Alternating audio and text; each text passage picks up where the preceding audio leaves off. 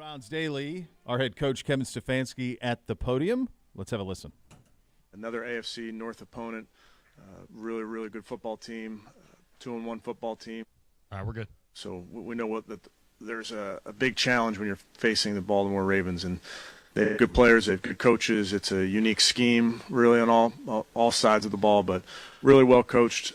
So this work week is really important. We have to have great meetings, great practice, et cetera, when you're facing a team like this.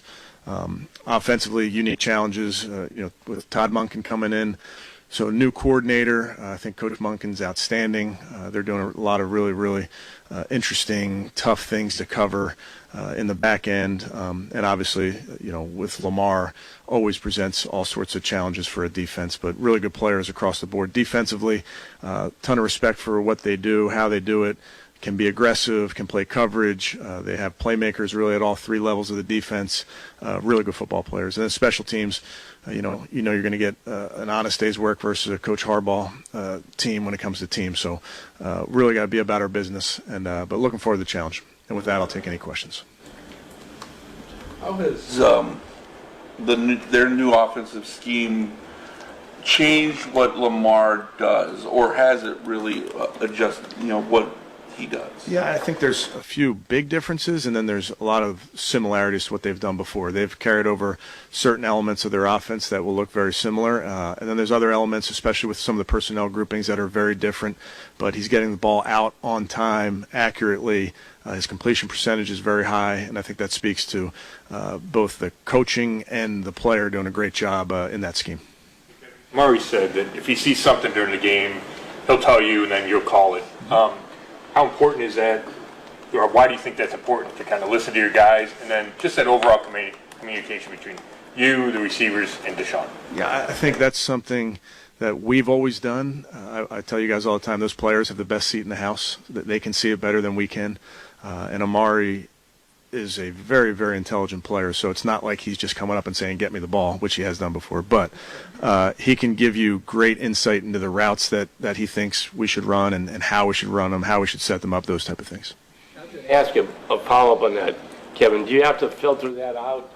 Not necessarily with Amari, but, give me the ball, or how do you filter out what's fact and what's greed? That's our job. And we have guys that want to help. That's what it is. They just want to be helpful to the attack, helpful to the cause, that type of thing. But I've been around a lot of receivers and tight ends, and everybody wants the football. That's how you want it to be.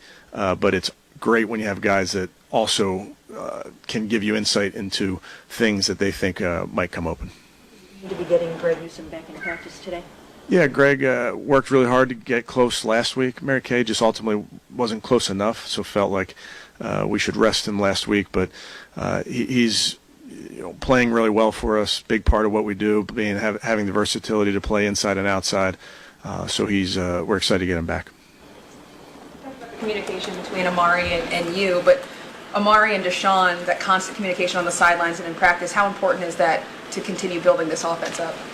Yeah, I think there's so much nuance to offensive football, and I think there's so many details when you're talking about route running, and Amari, for my money, is the best in the business when it comes to route running. And for him to explain to the quarterbacks why he's running a route a certain way and what he's going to do at the top of the route or what he's going to do to set up a defensive back, I think that goes a long way to put comfort in the quarterback that he can know when to let the ball go. You've been really creative in trying to get Elijah Moore's hands on the football, whether it's in space or whatever. While the numbers might not be all that impressive, just from a coaching perspective, how do you feel that is gone and what he's trying to give you? Yeah, I would say it's game 3, so there's certain things that you want to grow. There's certain things that you're trying to set up for later. You're trying to make yourself hard to defend, but ultimately we think very highly of number 8, and like I've told you guys before, I think he's good outside, inside, backfield, really anywhere you put him. So just a player that when you're going into this week, that Baltimore has somebody wearing number 8 jersey and following him all around the formation.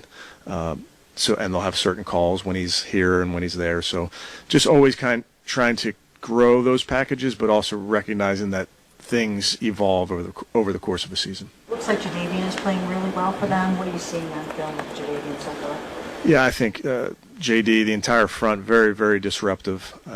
They do a really nice job, Mary Kay, in the run game, on the edges, being penetrators inside. Pass game, they can give you a variety of different looks. So they have a bunch of different guys that can hurt you, but he's doing a nice job. And this comes under the category of we always have something to complain about. So Okay. the 2.5 yard rushing average, you pounded it like 30 times different ways. Is that at all upon film study a source of concern, or was that From just, this last game, it was 2.5? Yeah, the Tennessee game. That's a very good run front. We knew that going into it. That's kind of where I'd put it. I didn't even know what the number was, but you're trying to be balanced. You're trying to find ways to move the football, but each game is different. And there's games you go in and you say, okay, this is going to be a challenge. We're going to stick with it. We like our matchups here. We like this type of run. But every game plan calls for a different set of schemes, if you will. I was thinking first game without Chubb, was there an adjustment to the whole run system? Well, I think any adjustment would be gradual. We ran our plays. Again, when you're going up against a front like Tennessee, I think they were number one against the run last year. I don't know what their numbers are this year, but there's certain things that you're going to do, and then there's certain things that you're not going to do. And I think that goes without saying this week. I think this Baltimore defense is really, really tough. I think Coach McDonald does a great job of tying in rush and coverage. There's a variety of things that you have to be very aware of. So it's our job as coaches to look at it and say, okay, where do we want to, what do we want to lean into? Who do we want to lean into from a personnel standpoint? Those type of things. Kevin, when it comes going back to guys wanting the ball, with David and Joe, it's been a little bit of a slow start catching the football this season. But how have you seen him kind of grow and kind of embracing kind of whatever role you have for him, even when the ball's not coming his way? Again, I'd say early in the season for making looking at it in terms of catches, but he's made a huge impact for us already. I think when we're having success on offense, he's very close to why we're having success. He gets a ton of attention from defenses in the pass game. He does a great job competing in the run game. I can think back to a few plays in the last few weeks that are only having success because he's at the point of attack. So he's a very, very complete tight end in terms of number of catches and those type of things. I think all of that comes over the course of a season. We saw Kareem's not practicing today. Is there anything concerning about this week? Or? No. 4 games, you've defensively done a pretty good job against Lamar Jackson. I know it's a new defensive coordinator and scheme, but can you do some carryover and still be able to feel confident and continue? Yeah, it's interesting because, they have a new coordinator. We have a new coordinator. A lot of new players on both sides of the ball. So we obviously have there's coaches that have been here over those games like you mentioned. So we talk about it, but this is a 2023 matchup, Ravens versus Browns. So I don't know how much you can go back and look because things are so different on both sides. Having said that, you take every available amount of information that you previously have going up against these guys as you put your game plan together. Kevin, you talked about, kind of off of that, talk about the aggressiveness this defense, your defense plays, defensive front. How do you balance that aggression and the aggressiveness with, obviously needing to be disciplined with a guy like Lamar who can, who's so elusive and can turn what looks like losses in the big game? Yeah, I think you have to play your defense, certainly. So you have to play your style of defense, recognizing that Lamar's a great player. He's going to make plays on Sunday. We know that. It's just a matter of how much you can try to slow him down, try to limit him, play your style of defense, be sound in what you do, but also ultimately recognize that this is a great player that we're talking about. Kevin, Deshaun and Amari talked about the value of those early completions that you guys had. How much have you talked to Deshaun about that? And was it an adjustment from kind of how he played maybe earlier in his career? I don't know that it's an adjustment. I think every game you're going into, you're trying to get the quarterback in a rhythm, trying to get completions. Sometimes they can come in a variety of different play schemes, if you will. I think a lot of it is matchup based and what we're trying to accomplish early in games. But every game you're going in trying to get your quarterback completions if you can. Assuming that Odell plays for them this week, what does he bring to the table for them, and what do you have to worry about? Yeah, great player, very, very, very good ball skills, as we know. Can win contested catches, can dangerous with the ball in his hands. They have a really nice wide receiver core. Adding Zay Flowers to the mix of the guys that they already have, I mean, it's an impressive group. Kevin, obviously they're without J.K. Evans, but with Lamar riding more to the last couple of games, how does that affect you guys defensively? It's really tough when you're facing a running quarterback, and I think teams, when they're facing us, understand that there's plays that they're never over because these guys can get out of trouble, they can extend plays, they can run. So you have to be so disciplined in what you're doing, whether it's man, zone, pressure, not. You have to just be ultimately disciplined in your rush lanes, disciplined in what you're seeing, because he is a major threat with the ball in his hands. They've had so many injuries. Have they changed, like, stylistically on either side of the ball, given the amount of injuries they have? Well, I don't know. I mean, I think with a new system, new offense coordinator, that's the biggest differences I've seen, but I don't know that I could say they've changed stylistically based on injuries. Other than the numbers for Deshaun, which resembled his former self, did you see things on the field that resembled the quarterback that you were acquiring? Yeah, I don't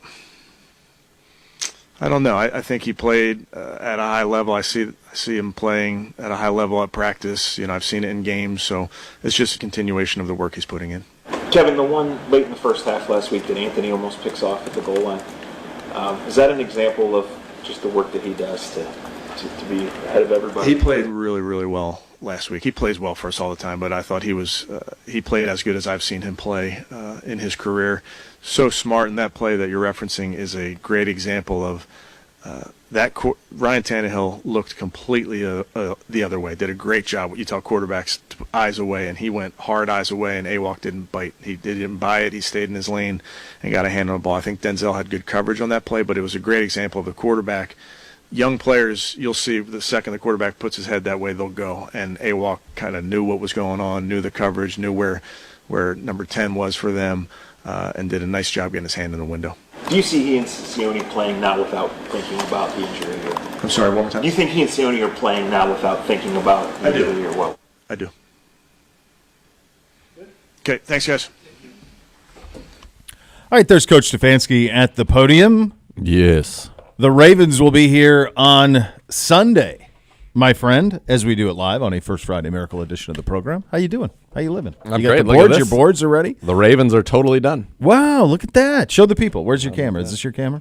I think we're on the two-shot. There it is. There it is. There's Gibbe. Oh, baby. Oh, there it is. There it is. There it is. Got to fill in the storylines on the back, get the Browns in there, that's the easy part, and ready to go. Nice to go. Yeah. This is good productive Wednesday.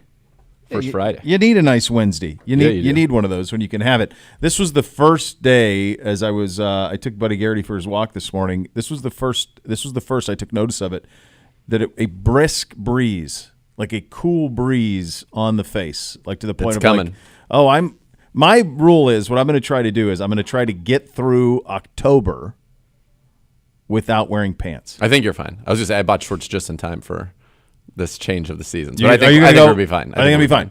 I'll go back and forth between. I'm going to try and go all the way through October without a pants. 65 is probably going to be 62. If it's in the 50s, I'm not going to wear shorts. Well, you got to make up for it on the top end if you're going to. Yeah, but that's a I'm going to try to make it a mindset. Yeah, I like that. it. I can get through.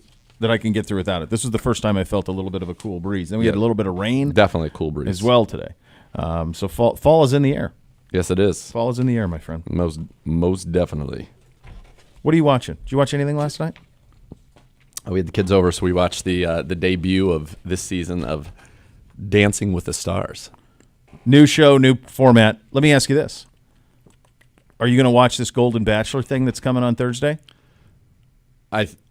I don't know why they're putting it on Thursday. It seems like the most absurd day that they could possibly put that show on. I will not be watching it. I'm sure Miss K will be watching it. I'm kind of I don't ever watch The Bachelor. I'm kind of This one looks pretty good. I think I'm kind of into it because these people don't have anything like what do they get? They're not having to worry about building a family. There's none of that. No. Like and they're also not companionship. trying to build a brand. No. Too late. Yeah. I think this one, I think it looks great. I just wish it wasn't on Thursday. What? Yeah, I guess what do they figure? Like you watch, why would you compete against the NFL? Because they figured the people that are going to watch this are not watching the NFL, clearly. Yeah, I guess that's probably the only true. reason. I'm not I haven't watched many of the Bachelors. I watched the one in the pandemic that was shot over at Nemacolin. I watched the one with Jesse Palmer, and I'm contemplating watching this one because right now there are no scripted shows either. Right, there's nothing. Although we're back though. Did that get sorted? Yeah. Is that all done? Yeah. I think within the last week. Okay, so we're trending. We're on the way. Right. I think they still have to take a union vote, but they agreed to everything last night. Yeah. From a writer's standpoint. What about the actors? Are they back? I don't know. Okay. But I know the You writers need both. are back. Yeah. You need but both I think to be able to get that done. the writers are back. All right. Very good. Look, it is time to turn our attention to the Baltimore Ravens, and we will get into that, get you an update, some roster transactions that have happened as well. What are we coming up on here? This is week 4? Week 4. Week 4, baby. They blur together, the college and the pro for me a little bit sometimes. So coming up into week 4, so then this would be, theoretically, Jonathan Taylor could play next week for the Colts. Yes, sir. That's right. Although I saw a report this morning that he doesn't want to play for them and they don't want to pay him. Well, so is it more likely that he would be, will he sit out and take penalty, or do you try to find a trade partner? Is that like the whole conduct detrimental to the team to get out of I guess. Well, I think you have to tell him he would have to literally – he will come and play or at least show up to practice and do all of that because he wants to get paid. I would think. Yeah. That you'd like that compensation. Yes. So we're getting close to that point in the year. All right, lots to get to on the program today. Cleveland Browns, the Avocados from Peru and Meyer, want you to enter the Ultimate Football Sweepstakes for your chance to win a 2023 Ford Lightning electric pickup truck, a VIP tour of the Cross Country Mortgage Campus, or a $1,000 Meyer gift card. Visit your local Meyer or clevelandbrowns.com/avocados for more. Hit you with the hot topics coming up next. We're off and running. Cleveland Browns Daily, 850 ESPN Cleveland.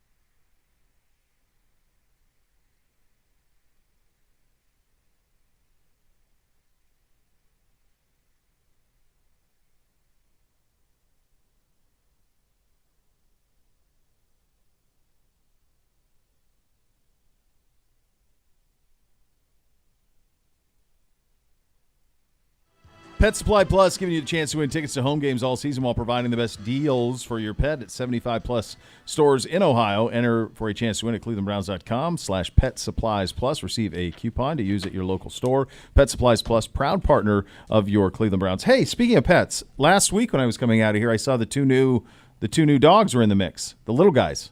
Yeah. Did they get named Sunday? Did they get them named up? That I don't know. Yeah, but I know that they're in training. They're in training.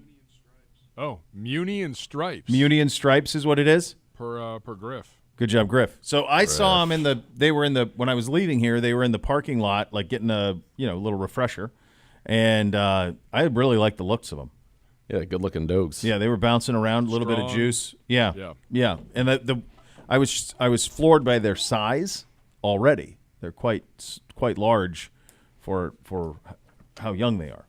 But they look great, and they had their debut this weekend. They sure did. Yeah. So is that how it's going to be? Like they're all three going to be like down there all the time? Do we have an answer to that? Does Griff know? Is Griff our dog correspondent? Feels that way. He does not know. All right. We're not there yet. All right, very good. Yeah, get the best people on it. Griff like Fred McGriff, the crime dog. Now we're talking. Get him in a Tom Amansky video teaching kids how to field ground balls, and now he's on to it. How they can turn the two. Turn the deuce. That two. You got to roll it. You got to roll it, baby. Here are Hot Topics presented by Vivid Seats, official fan experience partner of your Cleveland Browns. Back at practice today for preparation for the Ravens. Injury updates as we begin Ravens week. Anything jump out to you, sir? No, I think we're in pretty good shape. They're not. The Ravens have had Marlon Humphrey has not played yet this year. J.K. Dobbins is now on IR. Their first-round pick a year ago, center Tyler Linderbaum, has not played the last 2 games with an ankle injury. Ronnie Stanley, their starting left tackle, has not played the last 2 games with a knee injury. Their great ball-hawking safety, Marcus Williams, has not played the last 2 games with a pec injury. Odell Beckham Jr. did not play last week with an ankle injury. Odafe Owe missed a game with an ankle injury. Justice Hill missed last week's game with a foot injury, while David Ojabo, ankle, and Gus Edwards concussion left the game and did not return. Meanwhile, for us today, they're banged up. Bitonio rest/ankle, Kareem Hunt ribs/groin, Greg Newsome back, defense full strength. Kareem Hunt not practicing. Kareem not practicing. It says. Okay. Groin and ribs on that. I didn't notice Coach anything. Coach got from asked Sunday. about it, and he didn't. He was like, "It's okay." Yeah, I'm sure. Yeah. I mean, you go from it's your first day back playing game after. Yeah. Like going to your alma mater to watch a football game, and then the following Sunday you're playing. Yeah. I think. How many snaps did he end up with? Was it 20? 20-some? It was around 10 touches, wasn't it? I think that's about right. Yeah. Let's see. Somewhere in that vicinity. Not that it matters specifically, but he had a bigger role for somebody who was on the street Tuesday. Yeah. Not too shabby. No. Considering it was at a school north of Bowling Green the week before. 5 carries, 13 yards, 2 receptions for 22 yards. So he had 7 touches, but he had I'll give you snaps. Just give me 1 second. Yeah. Gibby, is there any truth to the fact that that your animus towards Toledo is because you were not accepted there? That's what someone had told me. I refused to even put in that's an what somebody. application. It wasn't. I just got that in my ear. I don't know. Yeah. He refused Griff to put an stopped talking in application. his ear. Kareem Hunt's 14 snaps. 14. Okay, so that's not bad. That's Never not go bad. to that That's your. What's that rivalry game called? It's the Battle of the Peace Pipe. The Peace Pipe? Yeah, I believe so. That's fantastic. I like that a lot. I like that a lot. It's a Battle of I-75, but I believe the Peace Pipe is the actual thing that you win. I'm in on that. My one Uncle Tom was a little. He really liked his spiritual side and his the native side, and so he had a teepee on his property. I love this, and I can tell you that I have partaken in a peace pipe. A real one. That's right. Yeah. Yep. I like that. He's a good man. He's a good uncle. Everything you'd want in an uncle.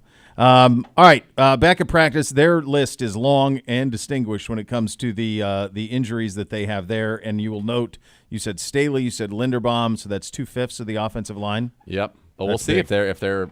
It doesn't sound like anybody's return was imminent, but I guess we'll see when we get the practice reports going this week. Yeah.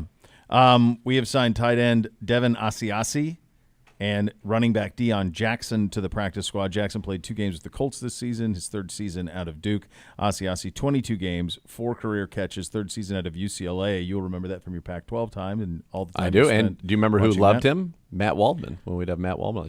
That's right. Big Devin Asiasi guy. Started with the Patriots, and then it just 3rd rounder. Hasn't worked out for him. Yeah, an early pick. Yeah, to your point. Released Tristan Hill and Hassan Hall from the practice squad as well. Can we also talk about the fact that Miles got beat out for AFC Defensive Player of the Week? He had the most sacks that anybody's had in the leagues in 2 years. Linebacker Terrell Bernard from Buffalo. 2 sacks, an interception, and a fumble recovery. Oh. 2 sacks. Did he take one to the house? Did he take it to the house? And 2 turnover of possessions. In his 4th career start. He's the guy that was made famous by Kyle Brandt eating the chicken wing and announcing the pick at the draft. Remember, he was like, "Oh yeah, this guy is going to be the one guy that wins the Super Bowl." And that in guy's his rookie year. That's what he got. He got the so he gets it. Look, Miles is going to get a lot of those. He's gonna get a lot of those certainly as this thing goes along. I got this question this morning. I'll pose it to the both of you because there is do you want to nickname a defense? And everyone's like, don't nickname it. They don't need a nickname.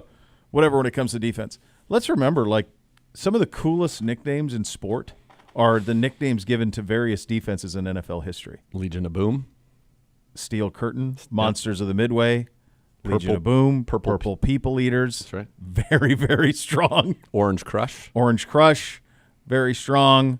Sack Exchange. New York Sack Exchange. Like what? Were we just more fun then? I just think so. There were more nicknames. Everything was more fun then. What do you suppose the reason is that all of those units, the ones we all mentioned, all defensive units. What were the Bears? Did they have Monsters of the Midway? Monsters of the Midway. Yeah. Did the Ravens have one from the 2000 Ravens? I don't know. I don't know if they did or not. They were just awesome. It was just Ray. I mean, it was and Ed Reed. But it was Ray was kind of like they were all kind of hit off of his persona. Yeah. But we had more fun then. Yeah. Legion of Boom was still recent. Yeah, that's the most recent one that I could think of. That one. Yeah. The rest of them were all from a bygone era. Totally. Fearsome Foursome with the Rams. What was that, like Merlin Olsen, Deacon Jones? Yep. I don't know the other two. Me either. Those two. Jack Youngblood probably. Well, he's later. He's later? more like late 70s. Those guys were more like 60s. Okay. Deacon Jones and Merlin Olsen. All right. Yeah. I just think it's going to happen organically. Yeah, you can't force it. You can't force it. As I mentioned this, the other day on the show, the person who would bestow this would be Jim, the voice. Right. That's the job. That's that job. The voice is the one who coins a nickname. My hunch is that the rest of these were also probably done by, I would bet almost anything, primary beat guy. Yep. At the Minnesota Star Tribune, someone at had the a Pittsburgh Post Gazette. Yeah, exactly. Yeah, it's somebody on a newspaper headline that could be saved and put around town and put on a wall. We don't do that anymore. That industry doesn't really exist in that manner anymore. But so you need and crazily the people that are now the people that are on the beats for NFL teams, they can't just write. They're podcasting, they're doing videos, they're doing vlogs, they're doing all this other stuff.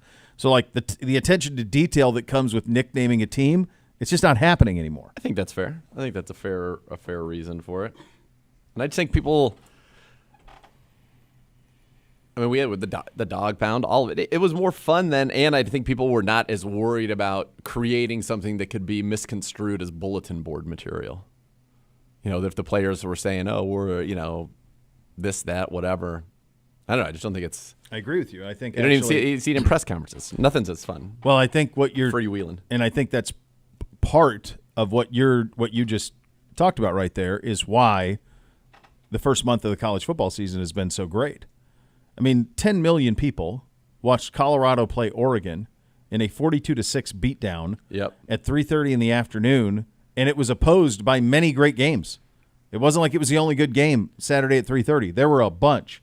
And it won. It did over 10 million at 3:30 after doing over 11 million the week before at 10 o'clock at night. It's wild. So there's a couple of reasons. Number one, obviously, Prime. Is quite interesting. Moves the needle. He moves the needle. He's a self-promoter. He promotes his team. So all of those things matter, certainly. But I also think, you have some candor. You have Ryan Day going at Lou Holtz. You have people who are not afraid now, and they're understanding that not only are keep they it not real. afraid, but like it actually works for them. Yeah. Like Dan Lanning, the coach at Oregon, going at Skip Bayless, going at Deion. All of those things, it's more interesting.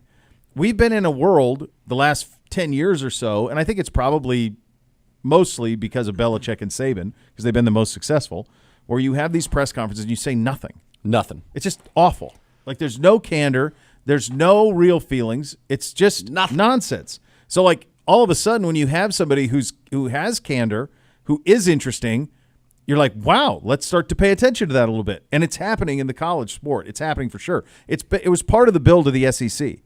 Is the warring of the coaches. Spurrier warring with Fulmer. Steve Spurrier would go to a press conference and call Tennessee. He'd say, you can't spell citrus without UT, which was a backhand slap at saying, like, hey, Citrus Bowl. You're going to the Citrus Bowl because you can't play in a big bowl because we beat your butts every year. Yeah. Florida State week, he'd call him Free Shoes U in the week leading up to it because of the Dillard scandal with Peter Warwick. So, like, they built it on that. Like, there's a WWE Give me a little soap opera feel. Give me a little juice, man. Love it. I think that's why people like the Kelseys. Yeah. That podcast, and now Trav State and the Swift girl. So, I mean, like, it's checking all the boxes, but they're candor. It's funny, like, the players, Tyreek Hill, incredibly candor. Yeah, incredible candor Showed yesterday. you that yesterday. Maybe too much candor. Maybe too much. I don't know, maybe not. But all of that stuff, the players are doing it on their own platforms, and so you're starting to see it there. I'm a fan of all of it. Yes, We've gotten way too boring in this sport in this country with our sports. Let them live a little. Personality is fun. Think about the fact, like, there has been a successful form of entertainment that has existed for a very long time that is scripted, but is still combines athleticism and sports and all that, wrestling, that if you couldn't have a personality, there's nothing to go for. I mean, you think about, go back, there's, I think it's a 30 for a 30, Catholics and the convicts. Like, you had personalities, identities, trash talk. Mm-hmm. That's fun. I think trash talking is fun. Everybody likes trash talking. That's the thing. Like, everybody who's ever played sport at any level, I would imagine, if you were at any point good or felt like you were good, you have talked trash. And it adds to it. Because at some point, what's so great about sports is it has to be settled. Like, imagine if at a big boxing fight there was just, oh yeah, I think this guy's great. We're friends. You have to have a ramp up. You have to have a ramp up so that you want to see this action be settled in the ring, or in this case, on the football field. Like, I love it. I love when T.O. went and did the thing on the Star in Dallas, and then Roy Williams hits him. It's great. You don't want me to say, stop me from scoring. Yeah. I think in our heart of hearts, we're all fans of interesting. Yes. Like, it's kind of that simple. Be interesting, and this works, and there could be heroes and villains, and this is all just entertainment. So I like seeing it. At the end of the day, college coaches don't like each other. They can say all they want, but they don't. There's not a like. The competition is different. They're competing for recruits, whereas in the NFL, like, you get who you get. I mean, there's some competition, I would imagine, around free agency, but at the end of the day, that's going to come down to money more likely than anything else, money and opportunity. Yep. But they're recruiting. The coaches are the brand. So yeah, they probably hate each other because so and so stole this guy from me, and Deion did something yesterday that I haven't seen in the modern era of college football. And by modern, I mean since NIL and free transfer. He's got a 5-star corner who he recruited this year. Now, Colorado's never signed a kid like this. In their history, they've never signed a kid like this, right? Number 1 cornerback prospect in the country. He hasn't played, right? Has not played. So, beat writer for the Denver Post is asked Coach Prime a question. He says, why hasn't this kid played? And Deion gives this incredible answer where he answers the question directly. He's not studying. He's not showing up on time for meetings. He's not in his playbook. I have ways to measure if they're in their playbook, and he's not in it. So I can't trust him, so I'm not playing him. Now, no coach in college football does that right now because the feeling is if you do that, they will enter the transfer portal, the next day, and the next kids are going to be mad at you. Deion's doing the opposite. Now, he can get away with it because he's Deion and he can attract kids in the portal, and it's a little bit different. But, like, that notion of accountability and calling somebody out, I mean, I'm not talking about a pro – like, you won't hear NFL coaches rarely call out players, almost never, let alone a 19-year-old. Right. And he said he's not working. That's why he's not playing. I like that. Of course Good you like for it. him. Everybody likes it. I wish we all like it. I wish we got real answers about stuff like that. Like a perfect example is, you think about in our what was supposed to be the big revelation, right? In the Johnny Manziel era. Yeah. Was that he had watched 0.0 hours. Yeah. Why is he struggling? Well, he's watched no film. Yeah. And I know that. We know that, and that's a problem for all of us. That is something that would never be said. That's what I'm saying. I don't know why. In an NFL room. I don't know why you wouldn't be able to say, well, we keep that in-house or all of this. Well, I don't know. I hope that we're coming out of it. I hope that we get a little bit more color in our sport. I don't, but like, It's why fun. would you keep that in the house? Like, especially if you're coaching for your job. Well, what it is you do the other thing, which is you leak it, and then you act like you don't put your name on it. Yeah, but you got to get it out there. But you got to get it out there, which is what they do. A lot of times they leak But that it. wasn't so it's out that there. did not come out until his documentary. Correct. Yeah. I don't know. It's refreshing. It's what he's doing is striking a nerve. There's no question about that. I mean, what is the number this week for that game? Oh, it'll be around there. It'll be 11 million, and they might get drilled again. USC has no defense. I was going to say, though. what's the spread? I'm guessing the numbers. Isn't it 20? I would think it was 21.5 last week. I would think it would be right around there, 20 or something like 24? 21. It's down to 21. So he's without Travis Hunter. He's without some players. Like, I don't know, his kid got banged up too. So they're going to have to keep up from a score standpoint is the way that thing's going to have to go. And this thing might all be done with him, because if he gets drilled by USC, now you're 3-2 and you're, that's kind of the end of it. But it's been fun while it's lasted. And I think some of the things that he's doing travel. I hope accountability travels, because he's holding people accountable. I think that stuff. And I hope being candid in press conferences travels. Make all of this more fun. Yes. Who is the most talented wrestler who could not do the mic? Combination of the most talent but could not be on a mic. So I think, like, as his career went on, he got better with it. But the easy answer would be Brock Lesnar, and so they put him with Paul Heyman. So then Paul Heyman did all of his talking for him, and then Brock backed it up and would have to say, a few words here or there. So he would probably be, in terms of, like, if he could have talked like The Rock, then forget it. He's still arguably. I would put him on the Mount Rushmore of all time because of the legitimacy of Brock Lesnar. Like a legitimate. Yeah. Certainly in the top 10 of all time. But, yeah, he wasn't one that could go and talk butts into seats, but you wanted to see him because of his physical prowess and the fact that he was a freak. So they put Paul Heyman, who may be the greatest talker of all time, with him to cover it up. But guys who don't look like Brock Lesnar and have his pedigree that can't talk have a certain ceiling. Yeah. They can only get so far. And then you have guys like The Miz, who Mike can talk all day long, and so he gets to be always in something relevant, especially the big time work with the celebrities, because they know he can talk. If you can talk, there's always a spot for you. I never found Bret Hart very interesting.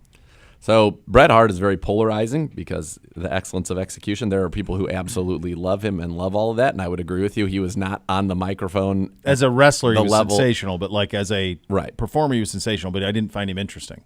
Right. Who is the best on the mic with the least talent, who got the most out of that mix? The best on the mic with the least talent. Like wrestling talent. I mean, for a long time, it probably was Mike early in his career. Yeah. Like when he went, his ascent was well before his ability to wrestle, but because he could talk and he could get people to hate him very effectively. There was a guy named Armando Estrada who I thought was a great talker, but wasn't a wrestler. He's kind of a manager, and he wanted to be a wrestler, but just never was going to work out for him. Those would be two of them. I mean, Hogan was brutal to watch in the ring, but he was amazing. He's also amazing. You put on the show, the guns and all of that. He would do that ridiculous thing he would do. Hulk up. Yeah. When you go put on WrestleMania 18, this is like Hogan way after the fact against The Rock in the Sky Dome, and they turn in my mind, the greatest professional wrestling match ever. Like no stunts, none of that. Just like their ability to do little things that just sends and the crowd was unbelievable. Hogan's back raking The Rock, and people are losing their minds. It's awesome. Like he is such I had a showman. so many friends who loved him, and it was like, really, another leg drop, huh? We're gonna do that. Do that again. Yeah. That worked. So you mentioned like the whole coach thing and being refreshing. Yeah. Does Ryan Day stick with it, or does it go away a little Here's bit? what he's going to do. This is the issue with him. He's going to use the Ohio against the world toughness, all of that stuff. Like he's going to use that as a rallying cry for his team. Like you're already seeing it with social with his coaches and stuff. Like that's going to be what their team is going to be their rallying cry for them. My only critique of it is he's a little bit Marty McFly. So what I mean by that is he's cool in everything unless you call him chicken, and then he just loses his mind and does dumb stuff. So that's what I think happens. Like you call him out, and then he's like, "Oh, watch us be tough and run it 3 yards in a cloud of dust." Well, you don't have Ohio State That's not what you're from an supposed to do. automobile. They did not build like a H2 Hummer. They built a football Ferrari. Yeah. So drive the Ferrari. Yep. Throw the ball to 18. Don't worry so much about proving that you're tough with your play calling. And I think sometimes he gets in his own head. I think he did that in the Michigan game. I think he did that Saturday night. He got lucky he survived, but I think he did it Saturday night. Like it affects the way he calls a game based on the way that he takes a slight. So that's going to be something he's going to have to be careful with. So people could try to use that to their advantage. For sure. I think it has worked to his advantage. Was it really true that was that really the SID that was like, hey. That's Jerry Emig, the great Jerry Emig. Yeah, he's said, like, take a breath. breath. And he goes, watch this. That all happened. Caught on camera. Yeah. Love it. He went all in. No, I love it. Yeah, he went all in. Love Jerry. Jerry's the best. We'll meet the Ravens coming up next. Just to Cleveland Browns Daily by Bally Bet, sports betting partner of your Cleveland Browns, now live in Ohio on 850 ESPN Cleveland.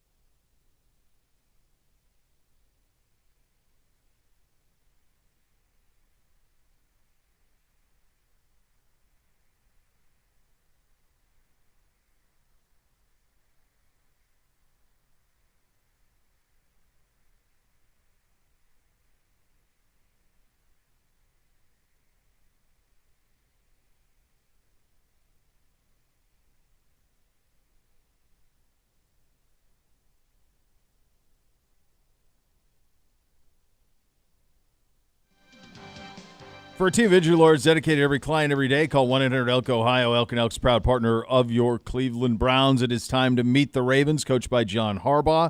He's 147-95. His 16th year, of course, won the Super Bowl over the Niners down in New Orleans. I was at that game. Series record, Ravens lead at 35-13. They're 5-2 in the last 7. The Browns won the last 2 games the teams have played in Cleveland. We won last time out 13-3 in Cleveland. That was here on the 17th of December. That was against the Pro Bowler Tyler Huntley. It's going to go down as an all-timer. This is my favorite. You know, I do the highlights of the Pro Bowlers, yeah. And then here he is down here, backup quarterback. For those wondering, in his Pro Bowl season, he went 2-2 as a starter, threw for about 160 yards a game, 2 touchdowns, 3 picks with a rating of 77.2. He showed up at the thing. He was at the Vegas. Yeah, he did. What are we doing?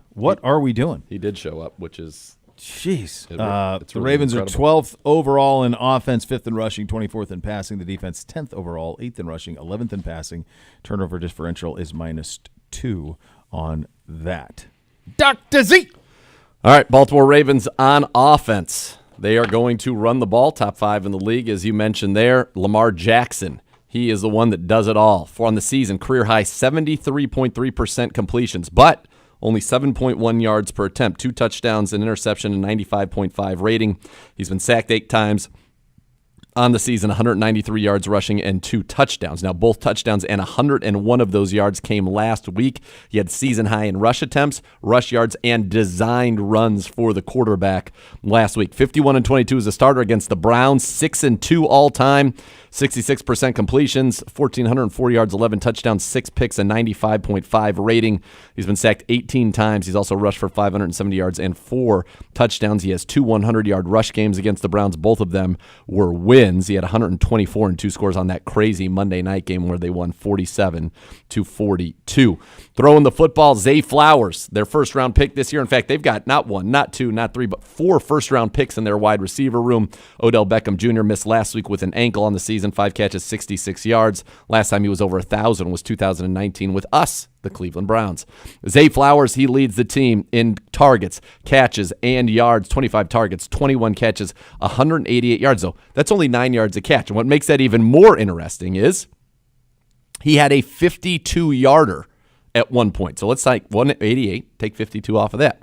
You get 136. So 20 catches for 136 yards. So on the other 20 catches, he's averaged under 7 yards a catch because all they're throwing are little hitches. It is odd. Lamar's completion percentage, I said, again, career high. His yards per attempt, though, is well below his career average when he was only completing 64% of his passes. So they've got to figure that out. Flowers, by the way, has more targets and receptions than the next 2 players on the team combined. Huh. The next 2. Now, part of it's Odell missed a game. Mark Andrews missed a game. Nelson Aguilar, one of the other first-rounders, he's got 9 catches for 102 yards and a touchdown this season. Rashad Bateman, 7 catches for 59. That's 8.4. So you think about these receivers, the guys who have caught the most, and even Mark Andrews, go over to him, they're great tight end, 9 catches, 80 yards. So that's below 9 yards a catch. So Flowers is at 9. Aguilar's at 11. You've got Rashad Bateman at 8 and Mark Andrews at 9. They're just not throwing the ball down the field at all. And I'll get, as we get in my research, one of the things, a note I have to make for Lamar is where's he actually throwing the ball? Their offensive line solid, but it's injured right now. They're without their center, Tyler Linderbaum. Sam Mustipher, though, he has 42 career starts, 40 of them with the Chicago Bears. He's filled in and played well. He's given up no pressures. Ronnie Stanley, he's out at left tackle, so that means in at left tackle is Patrick McCary. McCary has given up a sack and 4 pressures and 2 starts at left tackle. He does not have the speed to handle Myles Garrett. On the other side, you got Morgan Moses, the veteran who's made 133 straight starts. He's given up a sack and 2 pressures. Kevin Zeitler, actually, team high 2 sacks, 7 pressures. The former Brown struggling in his 12th season out of Wisconsin. And then the other guard, John Simpson, is the weak link on this. He came over from the Raiders, and he's given up 6 pressures in 3 games. I really think the Browns can affect Lamar Jackson in the pocket. When they run the ball, we don't know. Justice Hill could be out still with the foot. Gus Edwards left with a concussion last week. Edwards on the season right now, 145 yards, averaging 5.1 yards per carry, and he has a touchdown. But they had to go to Melvin Gordon. Gordon, the former first-round pick of the San Diego Chargers, Superchargers, back in 2015, He had 10 carries for 32 yards last week. Now, he's had 8 or more touchdowns every year from 2016 through 2021, 87 career rushing touchdowns. But the reason he's bouncing around now, he's lost 9 fumbles the last 3 seasons. That's tied for most in the NFL. And they also have Kenyon Drake, who in 2022 with Baltimore had 482 yards and 4 touchdowns on the ground. Browns fans remember him setting a career high with 4 touchdowns and 137 yards rushing against the Browns when he was a member of the Arizona Cardinals in 2019. And then they got the 3-time Pro Bowler Mark Andrews. He is an absolute stud. The Browns did a good job against him last year. In 2 games, Mark Andrews was held to 3 catches for 31 yards. Now, he does have 7 touchdowns against the Browns. That's the most he has against any team in the league. But they're going more 11 personnel. It's more shotgun. And you're going to see the ball come out of Lamar Jackson's hands faster than it ever has. And it's really kind of that, or he runs it, and they're getting the design run-ins. But remember, Patrick Ricard used to play half the snaps. Yeah. He only played 19 of their 72 snaps in this game. So they're getting away from that. More 3 receivers, and we'll see what the status is on Odell Beckham Jr. Defensively, Jadeveon Clowney's playing pretty well for them. Team high 13 pressures, already got 1.5 sacks. Up front, he's one of the guys getting after the quarterback. Michael Pierce and Justin Madubuike. Madubuike's got 7 pressures himself. Michael Pierce has 9. The big guys up front. They play that 3-4. Ojabo in 5 career games has 2 sacks, but he didn't get drafted because he dropped his Achilles. Yeah, right in the draft process. Yeah, on his pro day. On his pro day, yeah. Yeah, only played 3 games as a rookie. He did have a sack. Played 2 games so far this year. Does have a sack, but we'll see if he's able to go. And on the other side, Odafe Awe, who is their first-round pick in 2021, does not have a sack yet, but he missed last week with an ankle. So they're banged up. But they've got the best inside linebacker combo probably in the league, Roquan Smith and Patrick Queen. Both of those guys are playing every single snap. Both of them can sack the quarterback. They've got 2.5 sacks combined. Both of them can play in coverage. Both of them can tackle. Last year, Queen had 117. Roquan Smith had 169, which was 3rd in the NFL. Those 2 guys play the whole time. The backup inside linebackers don't play at all. By the way, they signed Kyle Van Noy. Mm-hmm. Remember him? So, yeah, former second-round pick of Detroit. He have 33.5 career sacks. He's got 5 or more sacks in 4 straight seasons. That's a sign that, to me, that Ojabo or Owe or both will be out again this week for them. On the back end, Marlon Humphrey, their 3-time Pro Bowler, he has not played this year due to a foot injury. Their free safety, who's the best, Marcus Williams, has not played the last 2 games due to a pec injury. And last year, Williams had 4 picks for them in 10 games. So they're starting Kyle Hamilton and Geno Stone. Stone has the only interception for the Ravens this year. Hamilton is becoming a monster. Last week, 3 sacks, which ties the NFL record for a DB, 2 tackles for loss, forced fumble, a pass defense, and 9 tackles. He's now got 5 sacks in his career.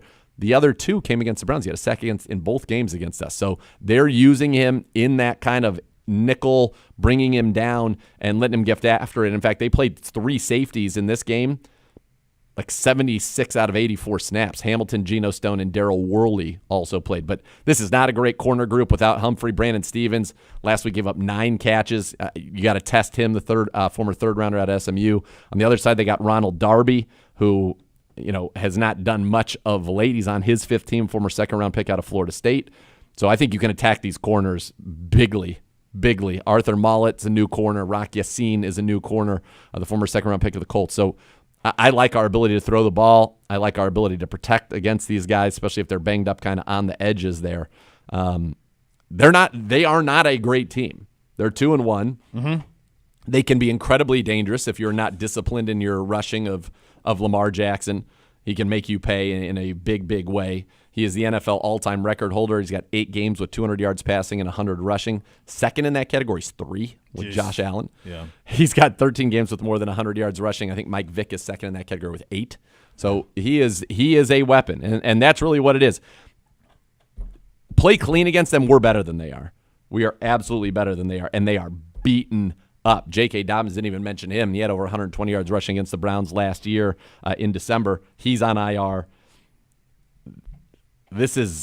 You're getting them at a great time. Yep. You've beaten them twice in a row at home, and it feels like we're healthy and playing very, very well. So I like our chances, but still some danger there.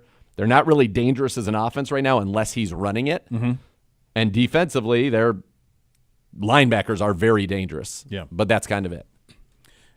What do you think Monken is trying to do with them offensively? So one of the great Jim Donovan tips I always had. You go watch the TV copy of the game before. Yep. So this is what they kept saying. He has empowered Lamar Jackson. Lamar Jackson loves him. The offense is designed around Lamar Jackson. More 11 personnel, 60% this year, whereas in the past they were not even close to that. Shotgun, quick passes from the pocket, giving him the ability to audible at the line of scrimmage. Week 1, they ran no design runs for him, and they, in fact, told this announce team they were not going to run any design runs this game, and they ran 3 on the opening drive, including a touchdown where they ran a power sweep to the right. They had a touchdown on a quarterback draw designed run as well. I think that's what it is. Just get him in the shotgun, not so much of this heavy personnel, spread people out, and then let him make quick reads and either deliver the football quickly or run with it. What's interesting to me, and I don't know if it was just against them, but when you look at the season totals of their yards per catch and all of that, I would say, and this is something I remember scouts talking about, Lamar Jackson is at his best throwing the ball to people whose numbers are facing him, so that they have turned their back to the end zone. They have sat down, and he throws it. And that, I would say, of his 22 completions a week ago, he had one kind of a nice ball to Isaiah Likely. He had one at the end to try to get into the game-winning field goal range that was down the middle there. He pushed it down the field to Isaiah Likely. But for the most part, it was guys who had stopped moving and were sitting down in zones, and that's where he was throwing the football. Like, very quickly. Yeah. But that's really – so I think maybe that's what they're trying to do and say, all right, here it is. Throw it. If it's not there, take off. Go ahead. It's going to be fascinating to see how it all meshes on Sunday. Go ahead. A little bit of news from outside of practice from Scott Petrak. Browns QB Deshaun Watson not throwing today, resting the right shoulder. Not expected to keep him out Sunday versus the Ravens, but will not throw today at practice, it looks like. What? That's odd, right?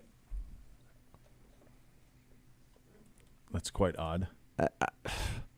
I don't know if it's odd. I don't know if it's I'm fortunately not alarming of it, but interesting. Yes. Well, he was at the podium, so we'll get a feel for that. Let's see what he says. Coming up next. Other guys resting today, we mentioned Bitonio and Hunt, also Cooper, Myles Garrett, Zadarius Smith. I would assuming the veteran day is off of course. Today. Wednesday's a lot of install. I think if you get Thursday and Friday, where you get into real situational football, so you definitely want him to be there for the red zone packages and all of that. Yeah, because that's where the game will be. I'm guessing won or lost in the red zone if they can get to our red zone. I mean, I just no one's got there. They don't do that. No one's gotten there to this point. You'll hear from Deshaun from the podium coming up next. Listen to Cleveland Browns Daily on 850 ESPN Cleveland.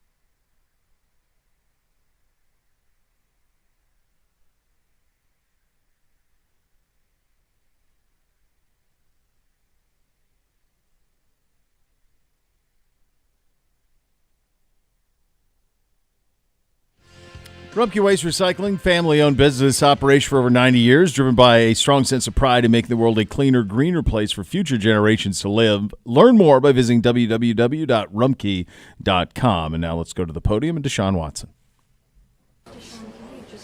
You're done. A little bit to the magnitude of the game, battle for first place in the division, you got Lamar coming in. Just how sort of exciting and big is this? Yeah, it's a divisional game, all that stuff. I think, internally for the locker room and the team, we're treating it just like we treated last weekend. It's trying to be 1-0 this week, excuse me. And for us to be able to just lock in on our craft, learn the game plan, learn our opponent, and make sure that we're, able to focus on all the challenges that can come, Sunday. So, as far as just trying to make it bigger than what it is, now we just got to make sure that we stay the same, stay normal, and just make sure we're locked in on our plan each and every day.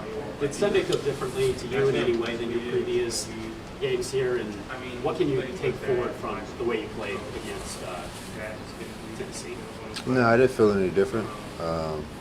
And what I can take forward is just really just focusing on, building off all the good and all the bad from that game, like I usually do with any other game. Just keep pushing forward, and that's pretty much it. Deshaun, we were just talking to Amari, and he talked about the communication that you guys have, even during the week, but on the sideline during the game. So what is that like for you? It's good. I mean, it's awesome to have a smart receiver like Coop, who's a veteran guy who understands what we want from him, what the game plan is basically coming about, and then also just really just what he's seeing out there, with the coverages. So with him being able to communicate with me and I communicate with him, and when we're on the same page, a lot of good stuff, a lot of good things can happen. How important is really that communication It's very important because some things that I won't be able to see. In live action, he might be on the backside, and I'm working front side of the play call. So there's different things that I won't be able to see that he's been able to communicate to keep me up. And when I come to the sideline, I see the pictures, and then I'm able to be able to check that out and make some big plays for him. Do you have a specific example from Sunday of when Amari came to the sideline and said, "Hey, let's try this. This is going to work"? A couple of the go routes, things like that. A couple of the back shoulders, the previous week. So it's just kind of little things like that just kind of pops up, and how the corner is going to play that week. How do the empty sets help you as the quarterback in the passing game? It just spaces out the defense. It makes the defense kind of commit to what they want to do. They still can disguise. They still can, bring heat, but they kind of got to show it a little bit earlier because everyone's spaced out. We're using the whole field. What have you seen from Jadavian on film so far from them, and what do you think he's going to have, just in terms of maybe a little extra juice when we're back to Cleveland? Yeah, JD's always been a guy that's very active. He makes sure that he's applying pressure. If he don't get there, for the sack, he's going to be there right in front of the quarterback eyes. And I think what I saw yesterday when I was looking up the stacks and kind of checking out their defense, I think he leads that team in QB pressures or something like that. So, I think he's a great player. Of course, he's a good friend of mine, and he's going to be fired up. What's your relationship with Lamar Jackson? We got a good relationship. Of course, we don't talk all the time, but when we see each other, we speak and we hang out and things like that. But we got a good, solid relationship. So when he signed his new contract this summer, did you shoot him a text saying? Oh yeah, most definitely. I still got I didn't do that. I said congratulations, but I didn't say all that. Nah. Is there extra juice when you play a guy like that who's former MVP and just the type of player and style that Lamar is? No extra juice for me. I have the same mentality, same approach to every game. So, I'm not going technically against them. The defense is, but my main job is just trying to find any way I can to be positive with this great defense we're going against. You limit your runs with the ball. What do you think of? He's on his way to another 1,000-yard rushing season. I think it's impressive. To be honest, he's one of the best runners in the game, not even just for quarterback position, but just overall. I've been watching Lamar, going against Lamar since college, so I've been seeing all this since Louisville and Clemson days. So nothing changed. He's just gotten bigger, stronger, and it's impressive to me. You both absorbed some pretty big hits out there on the field when you're running the ball. I mean, you got hit pretty good by the Titans on Sunday. Just when you're in the course of a game, right, and you're going play to play, just how difficult is it to absorb those hits and quickly and mentally and physically move on to that next play and not allow the aftershock of being on the receiving end to affect you going, on that next play or the next few plays? You just have to understand that, with certain play calls and certain runs, you have to take those hits. So you just got to know how to fall, know how to kind of take them, and try not to take any heavy blows. But at the same time, you just go on to the next play pretty much. It comes with part of the game. Does the defense, playing as well as they have, allow you to feed on that and almost want to even do more to just knowing that you don't have to put up 30 points on your own, that they're holding you in check? Yeah, I mean, we feed off the defense, we feed off that energy, and they feed off us. So, as we coming off the field and they're going on, they say they got us and vice versa. We say we got them. And the more points we put up, the better it is overall. So, not just because we got a great defense, we just need to put up a certain amount of points. No, we don't put any limits on ourselves. We just try to score each and every time we get the ball to, really separate. Marlon, you had a couple of famous incidents in Houston of coming back from bad hits and injuries in games. One time you had a loss to a game or I did. Yes, sir. And you didn't miss that game. Right. So what's your philosophy on showing up and just being there and playing through injuries? Something that hit to your throat, you didn't miss a play. Yeah, I mean, I think it just depends on the person and how bad the injury is and what can pretty much happen outside or after the injury. So, if it's something like, for instance, the bus ride in Houston, I had a couple cracked ribs and a punctured lung, so I couldn't fly. So they said I could drive, and I was, the biggest concern was what can happen afterwards. There was, nothing much you can really happen. The lung is just bleeding inside, so we just got a recovery versus time. And then the ribs just going to heal on its own. So I guess why wouldn't you miss that next game after that? Well, for me personally, I just wanted to play. So for me at that time, it was the best situation for me and the team.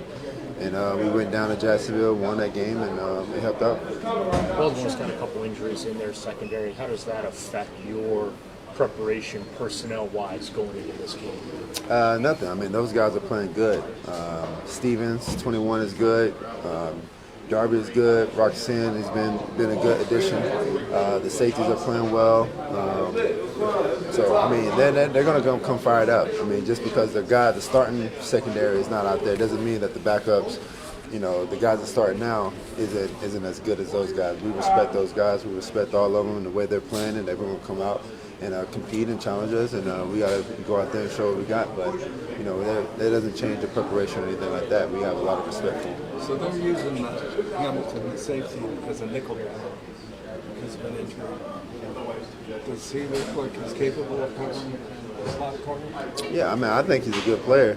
He's playing different positions for a reason. A lot of guys, just because of injuries, they'll bring in a guy for that certain position. But with him being able to play safety and nickel and come inside and blitz and pressure and things like that and cover, slot receivers, he's been doing a heck of a job the first 3 weeks. So, we got to make sure that we're, up to that challenge and make sure we find him each and every play. Amari said when he gets a kind of an easy catch early, he gets confidence and it feels like he can light it up after that. Did you feel that way Sunday when you got some of those quick, easy completions for you and then were able to stretch the field more after that? Yeah, that's the thing. It's just really, it's about completion. Send the ball, hit the receiver's hands, and they catch it, and it's positive. And not just for myself, but for the offense, for Kevin, for everyone. So when you see completions, regardless of how much it is, it definitely creates that positivity, and everything else kind of flows from that.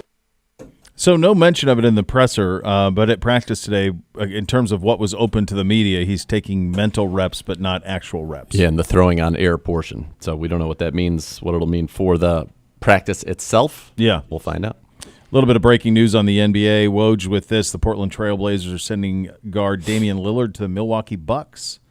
So Haslam Sports Group. Our ownership wheeling and dealing over there, yeah. Well, that's one way to keep Giannis happy. Yeah, that'll do it. That's the first thing I thought is obviously he was like, if I don't have a chance to win, I'm not going to go there. Well, I'm they curious do now. what the package going the other way would be.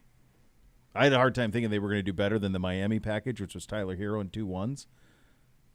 So what would Milwaukee have that would work on that side of it? But that's there you go. All right, we will before I get to that though, does your furry friend have what it takes to beat out the competition? Enter the dog race sweepstakes presented by Milkbone for a chance to have your pup compete in the annual halftime dog races. Visit clevelandbrowns.com/contest to enter and check out more from Milkbone at your local grocery or pet supply store. We will attempt to, I say we, Z will attempt to guess the spread coming up next. You're listening to Cleveland Browns Daily, brought to you by Bally Bet, sports betting partner of your Cleveland Browns, now live in Ohio on 850 ESPN Cleveland. We rally.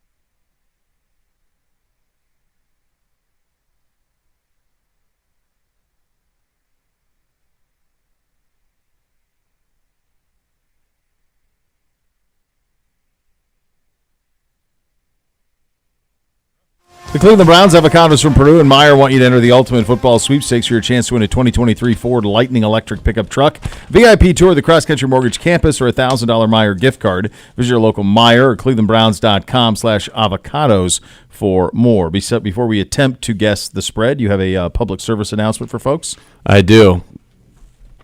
So last week, I know there was a lot of consternation. I've still seen a lot of tweets about it, about not being able to get the radio broadcast on the Browns app.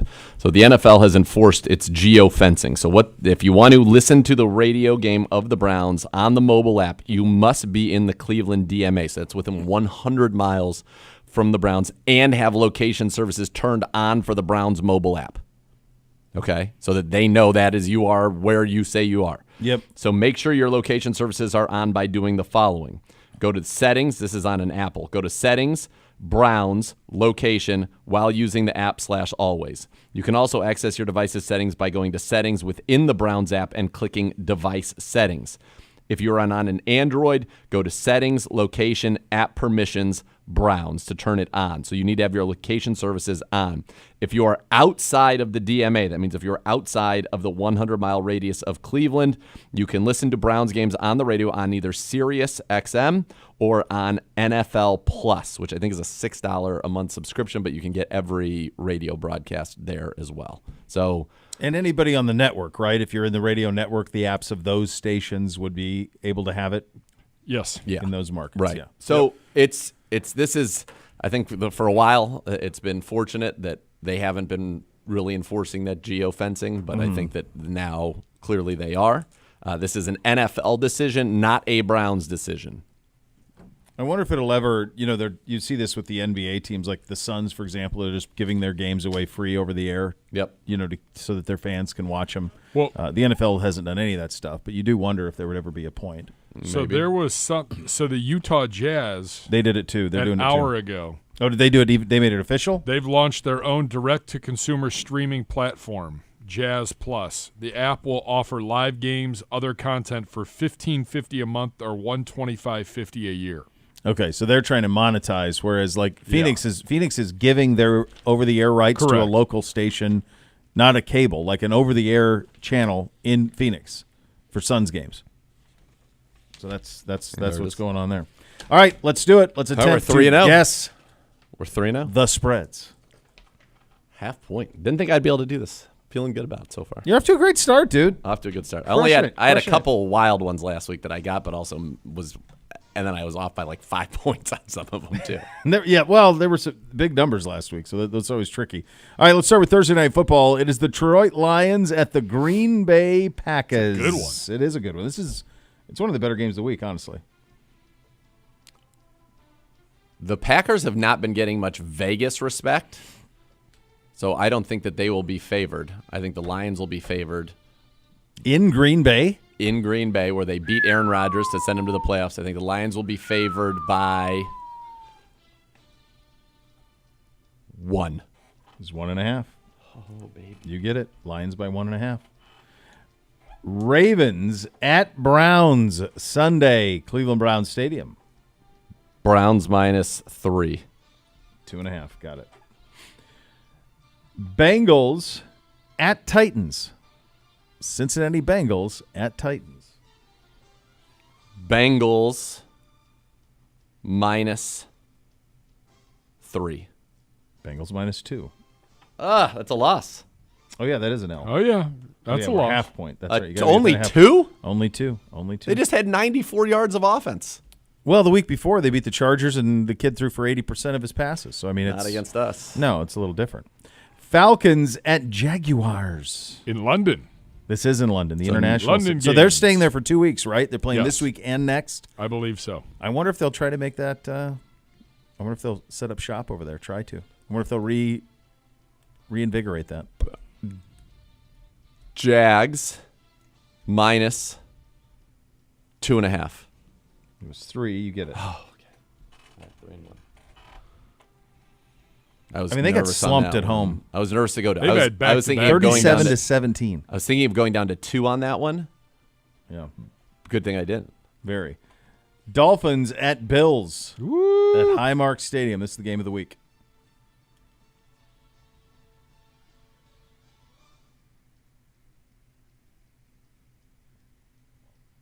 Dolphins.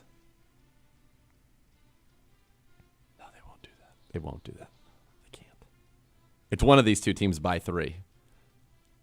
Bills -3. So, do you think it's a 6? Could be a 6-point spread? Yes. Yeah. Bills -3. Bills -2.5. I was ready to go Dolphins -3, but I'm like they won't do that. That seems more right to me. I agreed. Broncos at Bears. Ticket prices down under $2 $8 for this one. Get in for $8, I bet. Broncos -3.5. On it exactly. Oh wow. Having off a to week quite here. a roll. 5-1. Sad. Okay, all right. Well, so far, to be fair, there's only been one that hasn't been. If I guessed 3, You'd be safe. Yeah. right. Yep. Rams. I did a good job on that one. The You Lions did. one. Yeah. Rams at Colts.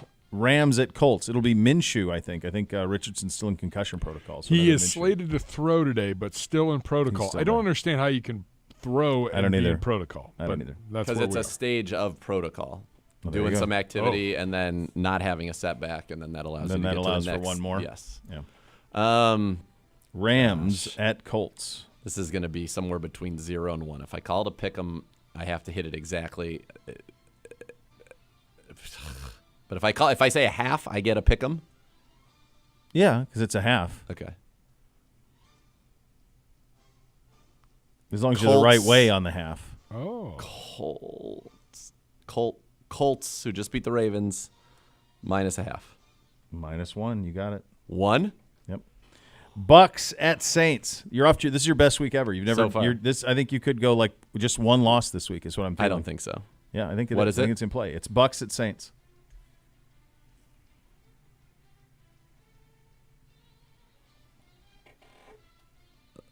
Saints -0.5. Saints -3. I don't understand that. Like, Carr not playing probably. That's a weird one, right? Like, I don't. What do they know? Saints own them over there, though, right? They always beat Brady do. over They always there. beat Brady, but I just thought that'd be I thought Pick'em was in play. Same. Well, Commies. See, go praising me and then right to the toilet. Commies at Eagles. Pooh. This is one of those ones where it's like, is it the perception of what you perceive Philly to be or what Philly's actually been? And Washington's been okay until except for last week. Last week they got slump citied. Eagles -8. On it, exactly. Oh, baby. Vikings at Panthers. Vikings at Panthers. 2 0-3 teams. Vikings -3. Vikings -3.5. Wow. Big week Oh, here. baby. Yeah, he's killing it. Pittsburgh at Houston. Oof. And CJ Stroud. Steelers -3. On it. Nailed it. Well, to be fair to all of it, like, they're all on They're all 3. the same this week. Yeah, they all are. I did good on the Eagles. That was out of the norm, and I did good on the Lions. That was out of the norm. Everything else has been. It's been standard 3. You didn't have a 100%. Kansas City, Chicago to guess. No. Not yet. But No, the that Eagles wasn't one was yet. like that. I just didn't know. I didn't think they'd go to 10. Raiders at Chargers. Raiders at Chargers. Chargers -3.5. No. Chargers -5.5. Wow. A lot of faith. Well, Garoppolo's in concussion protocol. And there you go.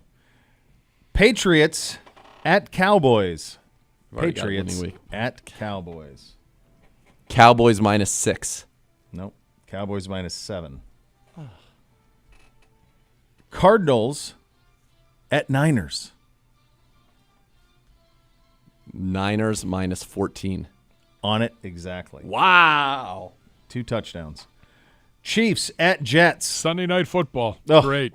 I'm not watching. I Nope. told you guys I'm taking. Will not be- I'm will taking not a be little waiting bit of a all football day. break. I'm going to watch our game. I'm going to have our game on. I'm going to watch the red zone at that time. But other than that, I'm Yeah, not the watching. 4 much. o'clock games are all garbage. I'm again. sitting it out. Sitting it out. Chiefs -10. Got it. Chiefs -9.5. No way. I was between 10 and 13. Well, but your thinking is right on this because correct. there are certain places they're at. Like it's either 1.5, 3, 8. That 8, and then if they go above it, then they go way up. Yeah. Like that's why last week was weird. Like the 12.5s. Yeah, and those are 12s. weirds. We usually don't see that. All right, last one what are you, 11-4 Yeah. for a 12-4 week out of you. Seahawks at G-Men. Seahawks at G-Men. Seahawks -2. Even. Pick 'em. Good job out of you. 11-5 week. Very sound. All right, felt good. Felt Very good. sound Felt job. Good. Felt good. Which is there anyone on there that you're like, what? I don't understand that. Saints by 3? Is that Yes. Saints by 3, Bills by 3, honestly. Same. I think that one. I agree. I think that's a reflection on reputation more than it is reality. And I got the Chiefs at 10, but I could have seen that easily being 14. Yeah. But the Jets D is good. But if they're starting to have all that rumbling and bumbling and people are unhappy with one another, then you never know. The Eagles seems just a touch high for me. Yep. As a divisional game. Commies were bad last week, but I think he threw 4 picks in that game. 4. Like if he locks in a little bit, mm-hmm. I don't know. That one's interesting.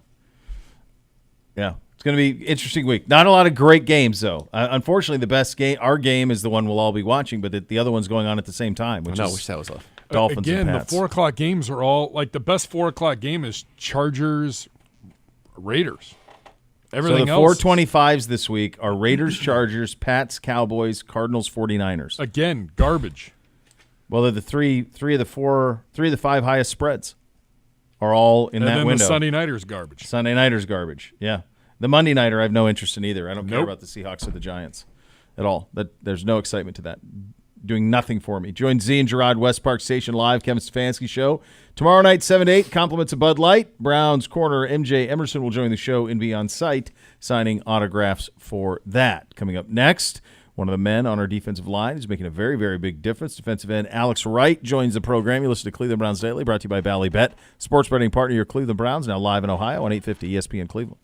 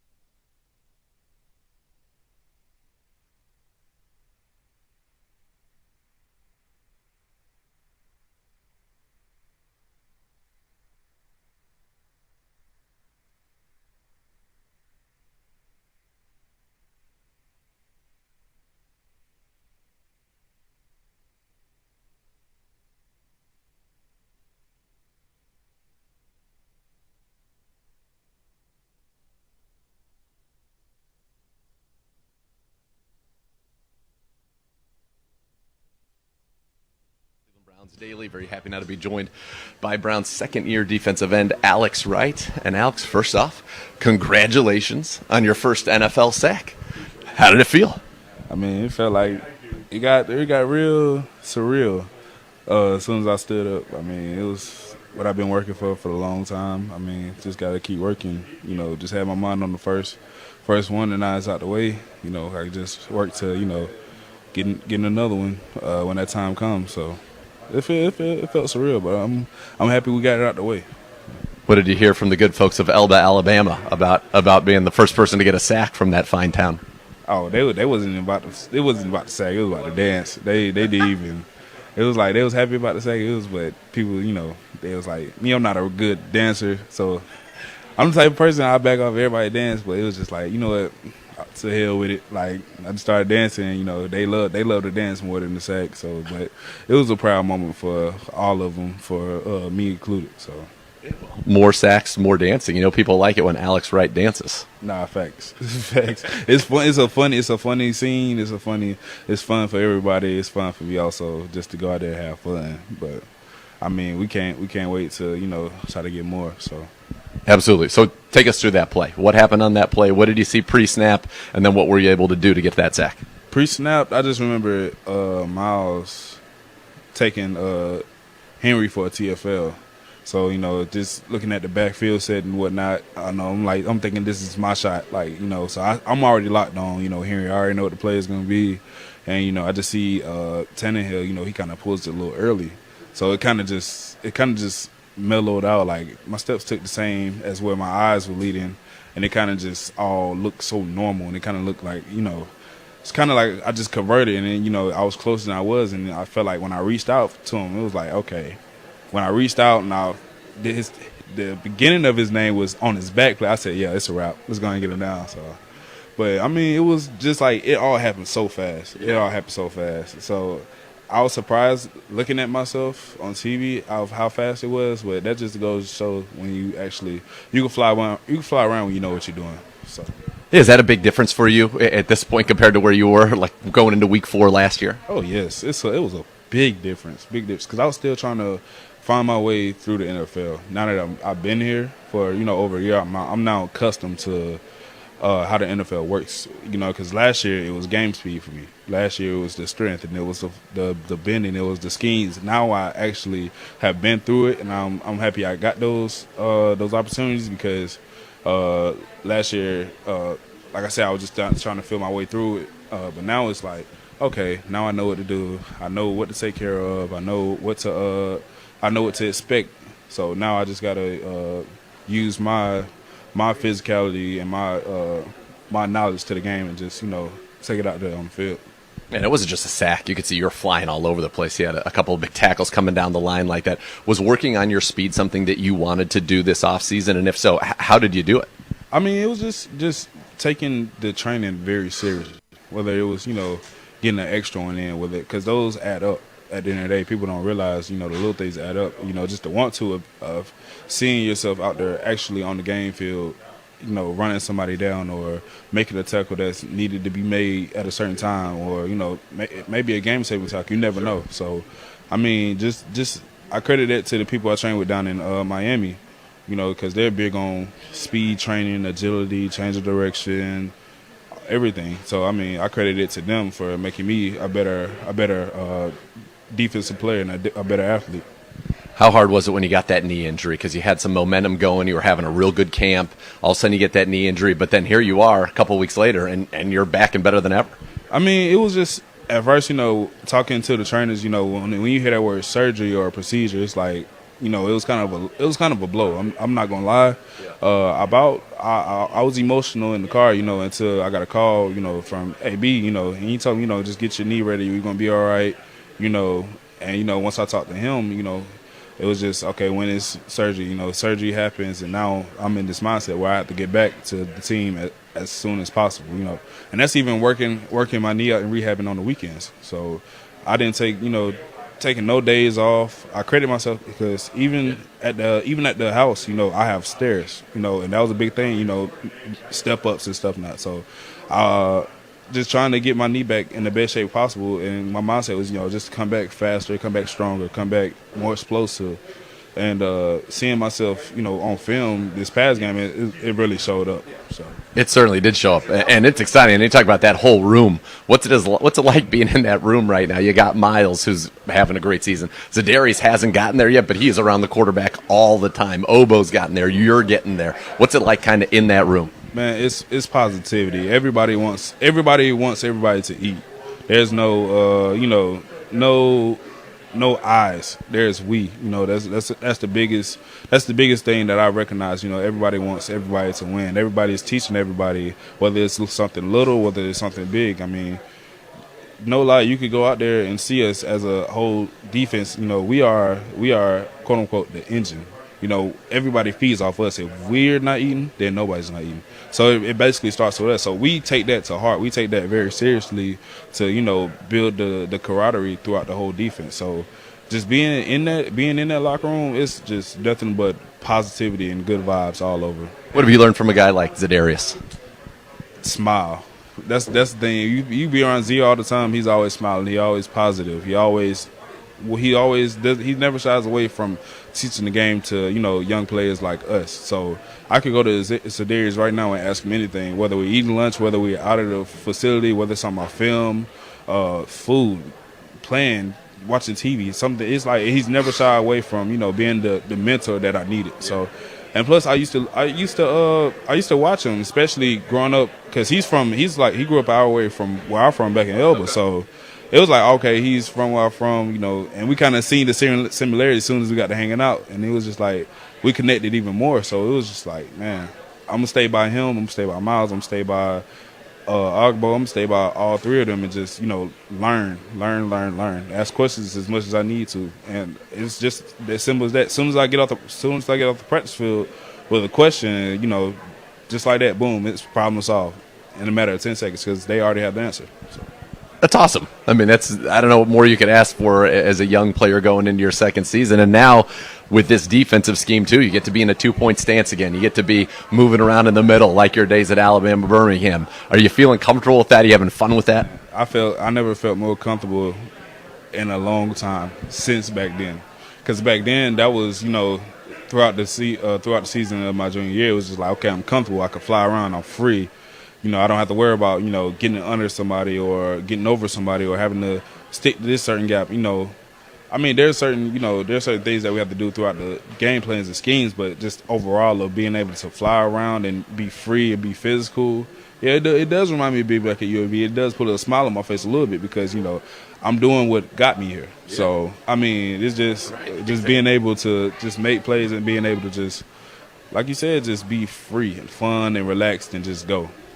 How many times did you guys in the film room watch Miles lead the tight ends across the formation and then back across the formation and force a delay of game? Man, you just don't see stuff like that. No, you do not. You don't see stuff like that. When you see stuff like that, it just makes you want to laugh, because that really proves how much of a dominant player that we have in the NFL. I don't think I've seen nothing like that in my life. So definitely not in the NFL. So when you see something like that, that just lets you know what type of player he is and what type of player that the whole NFL thinks he is. Whether you put 3 on him, 2 on him, 4 on him, whether you put the whole lineman, I'm still gonna take him over anybody else because that's just the type of person he is. He's relentless. He's a never say die. He's never give up. He's gonna get to it no matter what. You could put the whole 11 on him. He's gonna find some way somehow to get back there. So I mean, just watching that is like. You don't see it every day. It makes you really have to look at it 10, 11 times because it's like, what are they doing? I mean, but that goes to show you, like I said, it's just who he is as a player. So it's awesome to see you eat. I can see the smile and the joy you're playing with right now. Big game against the Ravens coming up. That speed's going to come in handy. They got a pretty fast quarterback. How do you guys go about going after Lamar Jackson? I mean, he's a good player. We just got to keep him uncomfortable, but we got to do our jobs not only as rushers, we got to be disciplined rushers also. So he has a chance if we're not disciplined, he makes us look, stupid. It's that plain and simple. So with us possibly, as a defense and as a D-line, we just have to be disciplined in our jobs this week. So that's all it is. Just we can fly around and be free, but as long as we're disciplined, we're going to be all right. Alex, I love seeing the joy. Go out there and have some more fun, get another sack. Maybe we'll see some more Alex Wright dancing out there on the field at Cleveland Brown Stadium. Appreciate it. Man, that's a big one for him last week. Get home, get that one in the books, Yes. get rolling a little bit. We've talked about all the new additions, but there are some guys who they believe in, who they've drafted, and to see him start to resonate and get it out on the field, that stuff matters bigly, man, when you think about the depth of that D-line. Huge. Yes, absolutely. And he is a guy that is playing, as he said, he's so comfortable, loves the schemes. Zadarius Smith has kind of taken him under his wing. He gets one-on-ones always. Yep. You can hear he's got a lot of joy in himself, and he worked hard to get faster this year, to get more explosive, and you're seeing it on the field, and it's a great thing for the Cleveland Browns. Yes, it is. So much more to come. You'll listen to Cleveland Browns Daily on 850 ESPN Cleveland.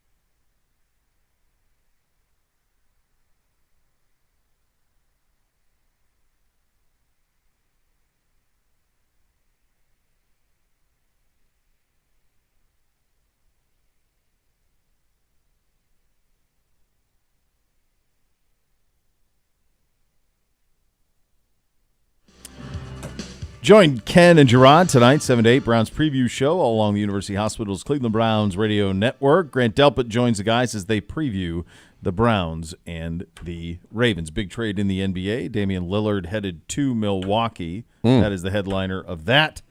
Jimmy Butler already saying tampering. Look into it. Not pleased. Himmy Buckets is unhappy? Not pleased. He wanted Dame Dollar.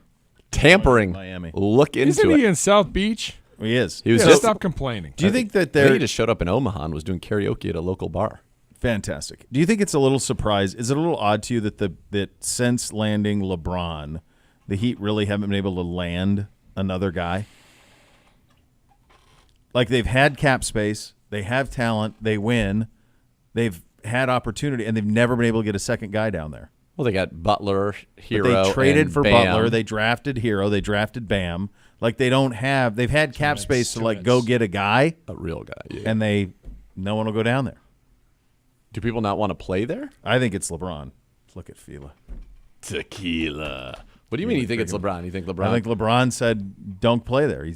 Riley's got too tight of a fist. He won't let you do things. He won't let you live. All they did was win, but they won 2 out of 4 years when he was there.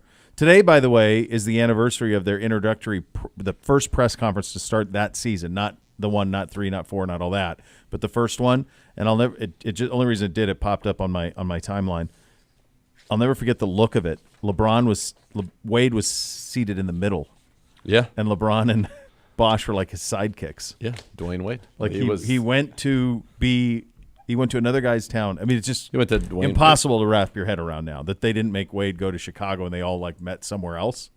Like that they all went to Miami to do it. It's pretty wild. That was today. Wow. 2010. So there you go. All right. Let's go. Ravens week tomorrow, week 4. Kicks Schwartz off officially. At the podium to kick us off tomorrow. Oh, well, those have been great. Oh man, are we gonna get any more 90-71? Great question. I think it's in play. What's it gonna get for Lamar? Something about containment.